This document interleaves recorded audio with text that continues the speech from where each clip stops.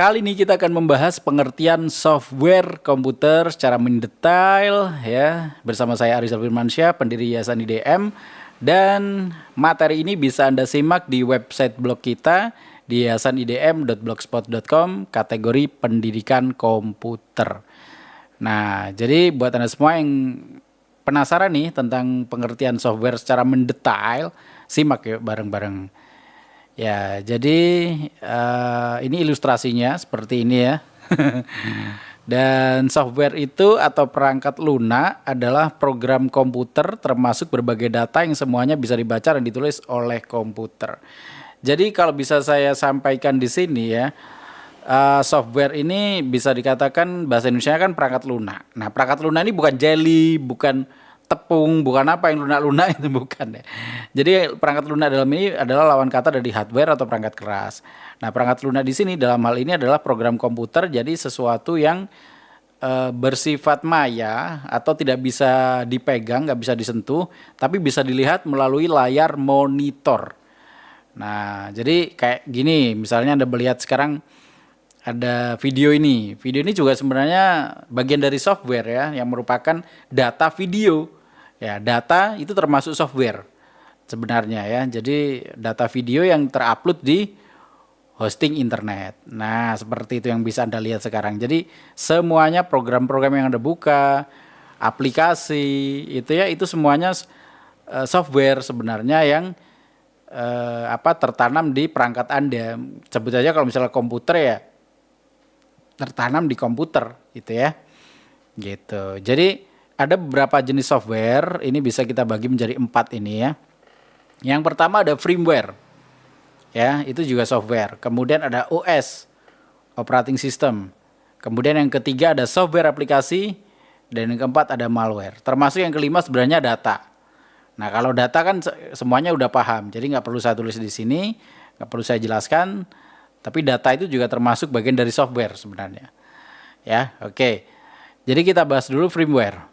Firmware itu apa? Firmware itu adalah program atau perangkat lunak yang ditanamkan pada sebuah hardware. Contoh aja BIOS atau bahasa singkatan dari Basic Input Output System. BIOS itu singkatan dari Basic Input Output System yang ditanamkan pada sebuah chip yang bernama CMOS. CMOS ini adalah singkatan dari Complementary Metal Oxide Semiconductor.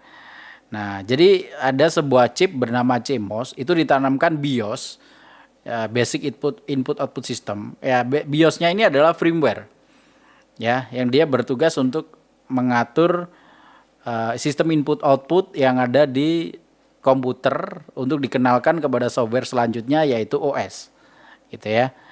Jadi bisa dikatakan meskipun komputer tidak ada hard disknya, sudah mati, hanya motherboard aja, ditambah CPU, kemudian ditambah memori utama dan ditancapin power supply, bisa nyala di monitor, itu sudah ada firmware-nya, yaitu BIOS tadi. Dia akan menyeting bagaimana apa yang dikenalkan dulu, misalnya, atau yang disetting perangkat pertama yang dikenalkan kepada si software, gitu ya. Misalnya perangkat pertama kayak yang sudah kita pernah setting, mungkin kalau Anda pernah setting BIOS ya di komputer, itu misalnya yang kita kenalkan dulu misalnya hard disk yang pertama. Kalau misalnya pas processing install, yang dikenalkan dulu pertama misalnya flash disknya dulu, boot device yang mana dulu yang di booting atau yang dikenalkan dulu atau dibaca dulu gitu ya.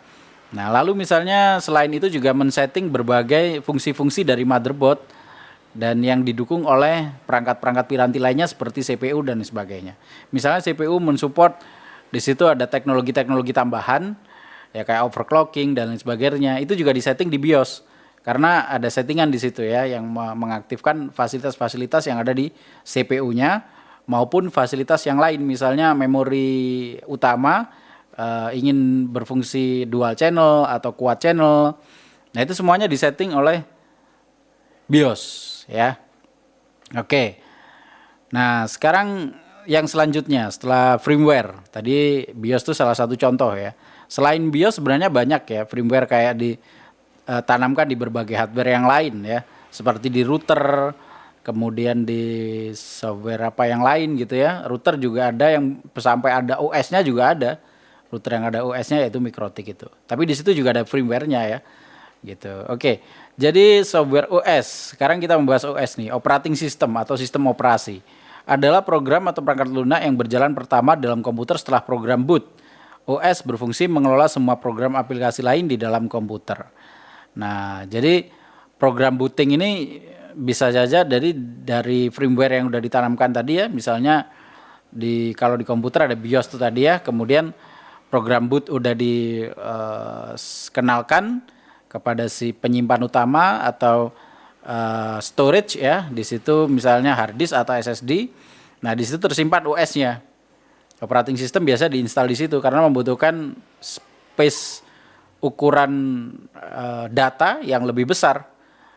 Untuk Windows sendiri biasanya sekitar berapa giga gitu ya, lebih dari 2 giga, bahkan ada 3 sampai 4 giga misalnya, atau mungkin lebih dari itu, bahkan ada yang lebih dari 10 giga juga ada kalau sudah update gitu ya. Jadi software OS ini tertanam atau tersimpan di dalam storage ya, atau penyimpanan utama karena dia membutuhkan space data yang lebih besar dan bisa diatur atau diinstal ulang gitu ya, biasanya lebih mudah daripada yang firmware. Jadi kalau firmware itu cara menggantinya atau update BIOS-nya lebih susah, harus dengan orang-orang yang paham tentang proses update BIOS itu ya. Oke,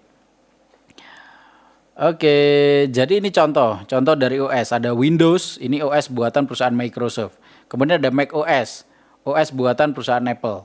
Kemudian ada Linux, ini OS yang dikembangkan oleh Linus Torvalds. Kemudian ada Unix, OS portable aset pertahanan Amerika.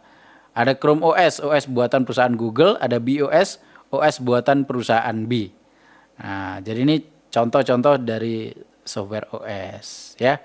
Kemudian ada software aplikasi. Software aplikasi adalah suatu program yang digunakan untuk mengerjakan berbagai perintah secara langsung atau aplikatif ya. Jadi namanya aplikatif itu langsung digunakan untuk berbagai pekerjaan. Misalnya software Microsoft Word ini ya untuk aplikasi pengolah kata. Excel itu pengolah angka dan data. Kemudian ada Microsoft PowerPoint itu untuk pengolah presentasi. Ya, jadi semuanya software ini aplikasi ini punya fungsi masing-masing yang secara langsung bisa kita gunakan untuk pekerjaan tertentu. Beda-beda gitu ya. Kayak Chrome misalnya web browser, dia software web browser untuk menggunakan layanan internet. Ada lagi Adobe Photoshop misalnya, aplikasi untuk mengolah gambar dan desain dan lain-lain lagi. Banyak ya. Nah, ini juga yang nggak kalah penting, ada lagi jenis software yaitu dinamakan malware. Malware ini adalah software jahat atau perusak.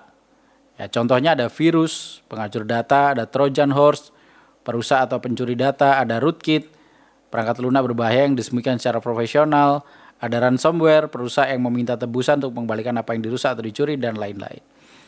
Nah, ini termasuk di sini ada cara install software nih. Kalau cara install software gampang ya, tinggal unduh berkas, kemudian cari double klik berkas exe yang aplikasi yang utama gitu ya. Selanjutnya klik kotak dialog tampilan, ikuti petunjuk yang telah tersedia dan selesai. Ya, jadi itulah pengertian dari software. Yang terpenting di sini kita sudah mengetahui bahwa software itu nggak hanya software satu aja, jadi ada banyak ternyata, ada firmware, ada OS, ada software aplikasi, ada malware tadi, termasuk data, itu juga termasuk bagian dari software. Ya, oke. Itu yang bisa saya sampaikan di kesempatan kali ini di pengertian software komputer. Semoga bisa dipahami.